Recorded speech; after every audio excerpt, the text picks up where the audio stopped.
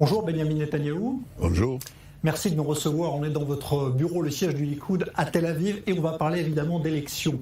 Il y a une grande inquiétude chez les Israéliens d'origine française qui voient le coût de la vie augmenter de manière très importante. Il y a des élections dans quelques jours. Qu'est-ce que vous allez faire que vous n'avez pas pu faire depuis des années pour les aider? Je vais répondre en français, mais je préfère répondre en hébreu. Il faut comprendre une chose. Ce gouvernement de Lapid, Gantz et des frères musulmans a délaissé l'économie israélienne. Les prix ont augmenté. L'indice du consommateur à notre époque était d'0,5% et en un an a été multiplié par 9, 4,5%. Le prix de l'immobilier a augmenté de 19%. 2016, 2017, 2018, nous avons freiné le prix de l'immobilier. Les prix ont même baissé. Nous allons faire ce qu'ils ne font pas et nous savons comment. Faire baisser les prix. Nous allons prendre les produits du gaz naturel qu'ils se sont opposés d'ailleurs à extraire de la mer Méditerranée, des dizaines de milliards de shekels qui sont venus booster notre économie. Nous allons geler les prix des taxes foncières, du carburant et nous allons inverser ce circuit fou de l'augmentation des prix. Nous allons libérer 300 000 appartements qui sont planifiés mais qui sont bloqués au sein des pouvoirs municipaux parce que ce gouvernement et ce ministre des Finances ne veulent pas construire. Et nous allons faire passer cette décision tout de suite. Nous allons donner la gratuité de l'éducation aux enfants de 0 à 3 ans. Les jeunes couples ne peuvent pas dépenser 35 000 shekels par an. Ils ont déjà du mal à boucler la fin du mois. Et nous allons changer. Nous savons le faire parce que nous l'avons fait par le passé. Nous avons donné la gratuité de l'éducation de 4 à 6 ans et nous allons le faire de 0 à 3 ans. Ce sera un changement considérable. Ils ne sont pas capables de le faire. Lapid, vous savez, était présentateur à la télé et il est encore présentateur. Il fait semblant d'être Premier ministre. Il m'a dit un jour qu'il m'a interviewé, expliquez-moi parce que moi je n'y comprends rien en économie. Et il l'a prouvé en tant que ministre, il a été le pire ministre des Finances. Et ce que vous avez vu aujourd'hui avec la cherté de la vie sous le gouvernement Lapid, vous allez le voir, ce n'était qu'un avant-goût de ce que vous allez voir après si Lapid est élu. Ils ne savent pas s'en occuper, nous allons le faire, mais ce qui est important c'est l'économie, mais tous les domaines de la vie, la fierté nationale, la sécurité, notre identité juive, Lapid, Gantz et les frères musulmans ont formé un gouvernement qui détruit dans ses fondements l'État d'Israël et pour obtenir l'inverse, il faut voter le Likoud. Alors on va parler de sécurité également parce que c'est un sujet brûlant en Israël. Il y a eu cette nuit une opération, un Naplouse, 5 terroristes éliminés. Qu'est-ce que vous feriez de différent dans la lutte contre le terrorisme palestinien? Que fait ce gouvernement finalement? C'est la même chose. L'année écoulée a vu une augmentation considérable, ce sont des données officielles de l'État d'Israël, des attentats terroristes. Pourquoi? Parce que quand vous formez un gouvernement avec des soutiens du terrorisme, Mansour Abbas, les frères musulmans, Ahmed Tibi qui sera leur allié politique, ceux-là même qui glorifient Nasrallah, le Hamas, qui rendent visite aux familles palestiniennes de terroristes, qui ont tué des civils israéliens, quel signal envoyez-vous aux terroristes? Que tout est permis. Je vous pose la question. Vous savez pourquoi ils ont lancé une opération? Ils ont fait la même chose. Quand le gouvernement a été renversé, ils ont lancé une opération à Gaza. Aujourd'hui, à quelques jours de l'échéance électorale, ils lancent une opération en Cisjordanie. Pourquoi ils ne l'ont pas fait avant? Parce que Ahmed Tibi et les gens qui entourent Mansour Abbas ont dit la même chose. Quand le gouvernement est dépendant de nous, ils n'oseront jamais lancer d'opération. Et ils le font maintenant parce que c'est un gouvernement de transition qui ne peut pas être renversé. Mais si au lendemain des élections, ils sont aux commandes et qu'ils forment un gouvernement avec Ahmed Tibi, ils ne feront rien. Ce gouvernement est tombé parce qu'il est faible face au terrorisme. Ceux qui veulent que le terrorisme continue, ils n'ont qu'à voter pour Lapid. Mais ceux qui veulent revenir, un gouvernement Likoud qui a donné à Israël sa décennie la plus sûre de l'histoire de l'État d'Israël, ceux qui veulent de la sécurité doivent voter Likoud, ceux qui veulent du terrorisme doivent voter pour les autres. Yair Lapid s'est prononcé à plusieurs reprises pour un État palestinien dans le futur, il n'a pas dit quand. Vous en aviez parlé il y a très longtemps, vous n'en parlez plus aujourd'hui.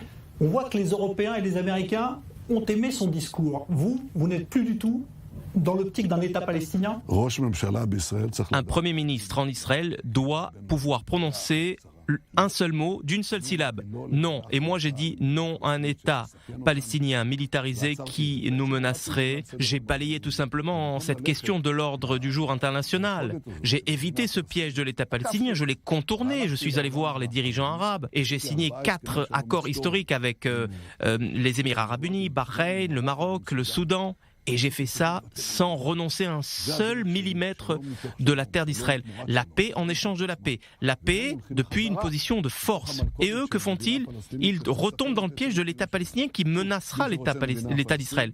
Ceux qui veulent un État palestinien n'ont qu'à voter Lapid, Gantz et les frères musulmans. Ceux qui veulent d'autres accords avec d'États arabes pour mettre fin au conflit israélo-arabe doivent voter pour moi. Vous parlez de normalisation justement des accords d'Abraham. L'Arabie Saoudite, tout le monde dit que ce sera peut-être le prochain pays qui va normaliser avec Israël. Vous pensez que vous avez plus de chances d'y arriver que Lapid ? Évidemment, Lapid ne peut pas parce que Lapid est faible face à l'Iran. Et les gens se disent, mais attendez, il est faible face à l'Iran. Vous devez comprendre que les accords d'Abraham n'auraient jamais été signés à mon époque sans la bénédiction de l'Arabie Saoudite. Plus que cela, 2 ans avant les accords d'Abraham, j'ai obtenu le survol du territoire saoudien. Des centaines de milliers d'Israéliens se rendent aujourd'hui à Dubaï.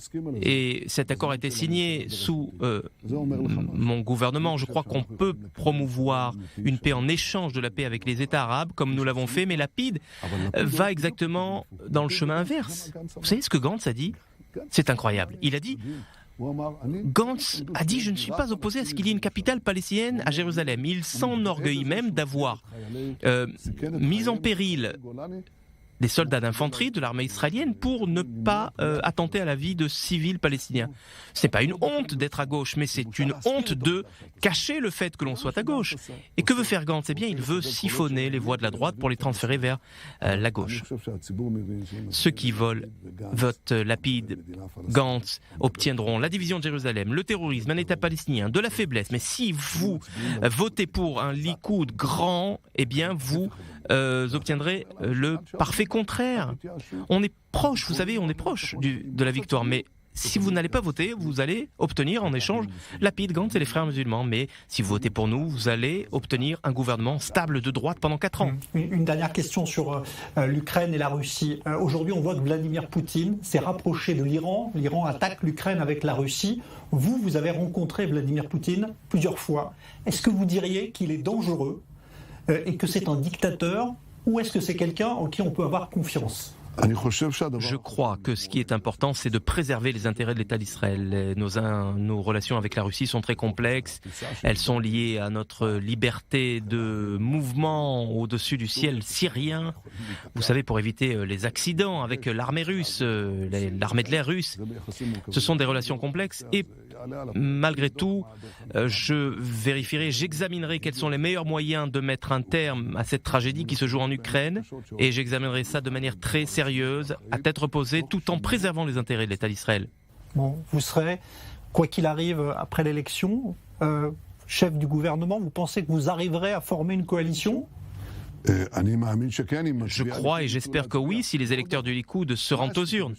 C'est quoi la stratégie de Lapid? Lapid vous dit la chose suivante. Il serait très heureux si le Likoud, et il le dit d'ailleurs, si le Likoud baissait de 1 ou 2 sièges sous Yesh Atid, le parti d'Yair Lapid, dans ces cas-là, j'obtiendrai la confiance du président et je formerait un gouvernement de gauche, c'est-à-dire reproduire la tragédie de l'année et demie écoulée.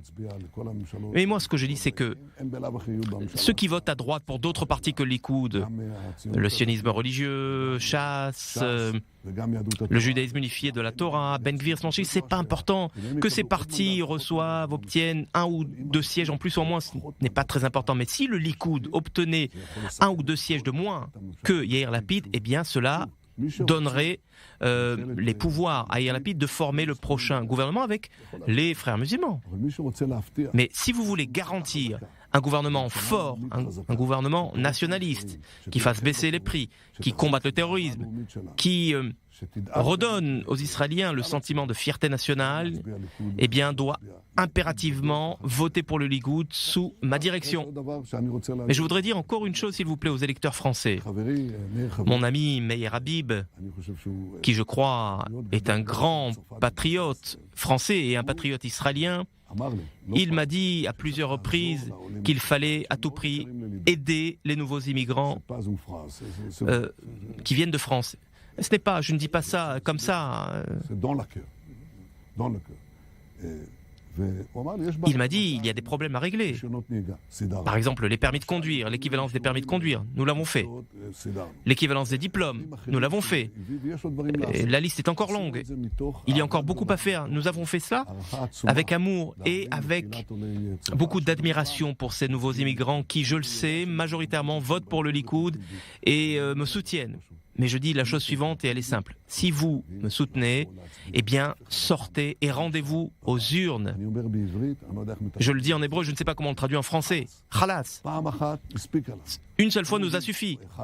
Comment dit-on khalas? Ça suffit, oui, c'est exactement. Ça suffit. Maspik, khalas.